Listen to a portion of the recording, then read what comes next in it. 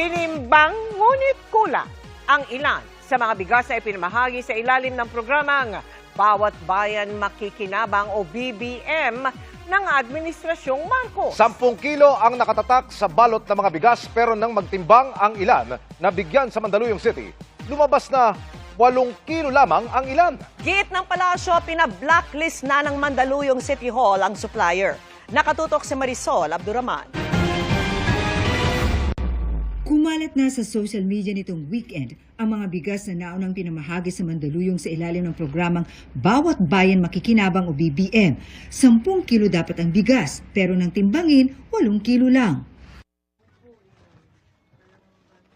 Ang 72 taong gulang na ginang na ito, excited sa bigas na natanggap sa Barangay Highway Hill sa Mandaluyong City kaninang umaga. Pero nang ipatimbang sa kanyang mga kapitbahay, natuklasan din niyang kulang ito ng 2 kilo. Ngayon lang nalaman. Ngayon nyo lang nalaman yan. Kailan binigay sa inyo to? Ngayon, kanina lang. Kanina lang. Hindi kayo nagduda na kulang? Hindi. Kasi medyo Hindi naman namin iniisip na mga kulang yan. Hindi na nagustuhan ng kapwa niya senior citizen ang nangyari. Mali talaga. Dapat yung sakto. Nagpunta kami sa barangay kung saan naabutan namin isa-isang tinitimbang ang mga nakapak na tig 10 kilong bigas. May mga nagrereklamo nila kasi sa kanila. Ayon sa mga taga-barangay, ibinabagsak sa kanila ang mga sakong ito galing City Hall na actually nakaselyado. At may laman itong tig-5 sakong tulad nito na naka-indicate na naglalaman ng 10 kilo. Pero nang timbangin, kulang din. May tama yung sako niya, may butas. Yung may mga butas sa sako, yan po yung kulang sa timbang. Yun, malamang, ito na yun. Kaya nga tayo nagtataka, ba't lumalabas na 9 kilos lang eh? Yung iba po may Kasi- 8 kilo lang. Kasi ang nakalagay talaga doon sa sako niya, 10 kilos. I'm very sorry that this has happened, pero alam nyo naman, there's no perfect project. Kakasama lang ng loob na maski na gaano kaganda ang proyekto, ay sinasabotahin ng mga ibang tao. Ang Bawat Bayan Makikinabang ay isang national program ng Administrasyong Marcos na layong palakasin ang mga local government units at madala ang direktang suporta ng gobyerno sa mga mahihirap at mga vulnerable. Ang mga pamamahagi ng bigas na bahagi nito ay ginagawa rin sa iba pang barangay sa buong bansa.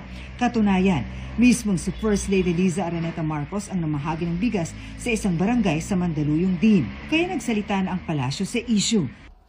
Hindi po ito na naisin ng Pangulo.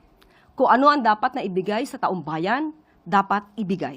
Nakipag-usap na rin umano ito sa Mandaluyong City Hall na nakakaalam-an niya sa nangyari. So ang action po ng supplier, ang sabi po, ang pangako ay papalitan ng buo na 10 kilos ang sako na nakakuha ng 8 kilos.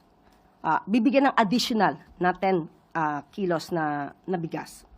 At hindi na babawiin ang una na ibigay na mga 8 kilos lang.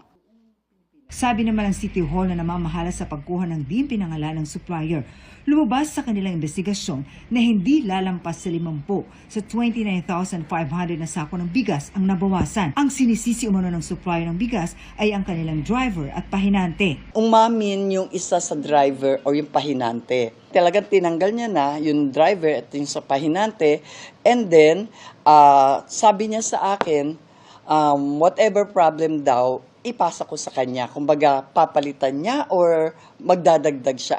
Hindi ito sapat ayon sa alkalde. Hindi enough yan na basta mo lang mapapalitan, sorry na lang. Kailangan kang managot kasi hindi po pwedeng kami lang lahat ang sasagot.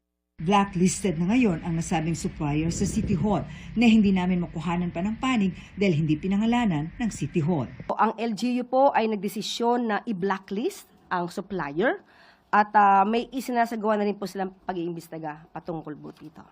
Marisol Abduraman, Nakatuto, 24 Oras.